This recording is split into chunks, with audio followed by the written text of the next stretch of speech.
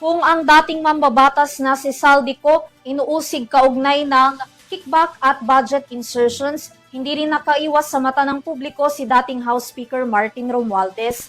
Bilang nooy lider ng mababang kapulungan, imposible raw na hindi alam ni Romualdez ang nangyayaring korupsyon sa flood control projects maging ang budget insertions. Matatandaan na nauna nang itinanggi ni Romualdez ang pagkakadawit sa kontrobersiya na muli namang iginiit na karaang mapabalita ang pagkakaaresto ni Ko. Nagbabalik si Crisa Lopez para sa report.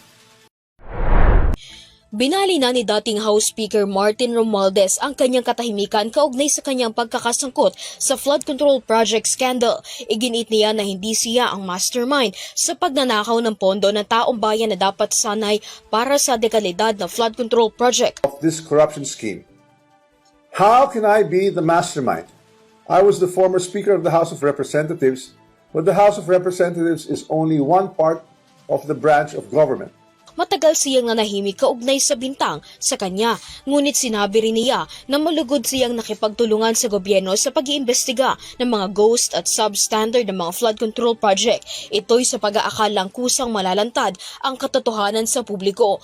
Ngunit dumating umano ang panahon ng kanyang pananahimik ay ginamit para lalo siyang gipitin sa issue. I did so because I believed that if I cooperated fully, submitted myself to the proper authorities, and answered every question asked of me, the truth would eventually speak for itself.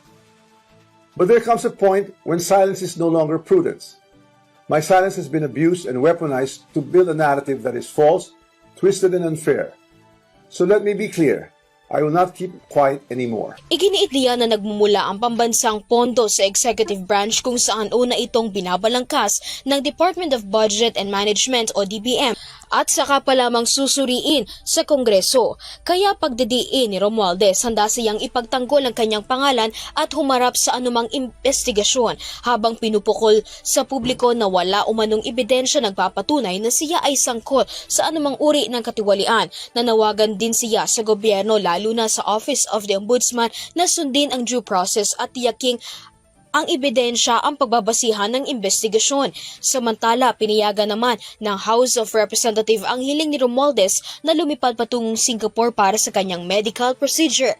Gayunpaman, humiling din ang Office of the Ombudsman sa Sandigan Bayan na maglabas ng precautionary hold departure order upang pigilan ang kanyang pag-alis sa bansa. Para sa Hero TV News, Crisa Lopez, sumasaludo sa bawat Pilipino.